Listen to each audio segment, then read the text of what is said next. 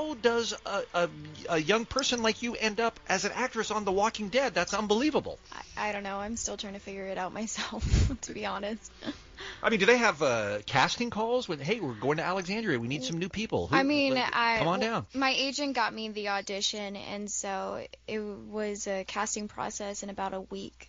Yeah, it wasn't too big, I don't think. I don't know. They could have. I filmed it on tape, so they could have had thousands of people doing it. I'm not sure. So you're saying from the beginning of you just found out that you're going to audition for that show, and then the time you got it was a week? Yeah. Wow. Wow. Must have been a hell of an audition. So, did you have any idea how big a character Enid was going to be when you read for him? No, I had no clue, because it said just a co-star, so I didn't assume too much out of it. But I guess I don't know if they assumed a lot out of it at the beginning either. So I assumed that they just kind of built on her. So when you got the script for this week's episode, you must have been like, "Oh my God, I'm like carrying this thing." Like I mean, I was freaking out. I bet so. All right, again, spoiler alert, because if you haven't seen the episode, that you don't want to hear this from us, but take us through what it's been like being a cast member of The Walking Dead, going through these past few, I guess it's been 4 weeks since Glenn, quote unquote, died, to his resurrection. What's that been like? Because you obviously knew about it and couldn't say anything to anybody. Yeah, it was a lot of questions. A lot of questions. Mostly, they were all about Glenn, of course. Sure. And I was like, I don't know. We'll just have to roll with the punches, I guess. So you just lie to your friends and family. That's how you go. Yep, pretty much. You don't have a choice, I imagine. Do you have close friends who went, come on, you can tell me? Well, I have one friend that really watches the show, or she watched it before I was on it and everything.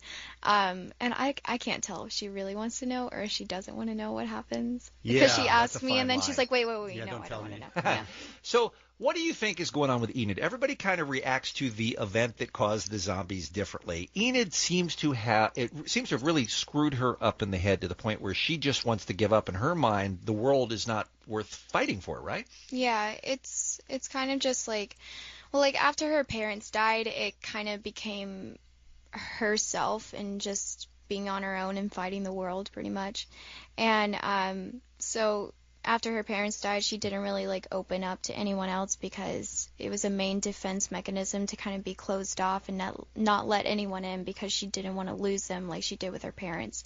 So it's kind of hard for her because she doesn't let anyone near herself, so it's hard to fight for something when you don't really have anything to fight for. It's a unique reaction, too, in that most of the other people, if they can find somebody to be friends with and help be part of the group, they want that because you really can't survive on your own, but your character is fine on your own. See, but for her, that's the worst thing. That's the worst thing is to find someone that she cares about because she's fine with getting hurt or dying. It's just she's not okay with caring for someone and then having them die because she knows that would affect her a lot worse.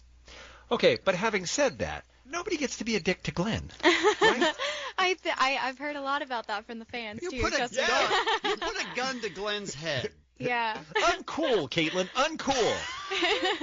That was pretty fun to shoot, though. Yeah, I bet it was.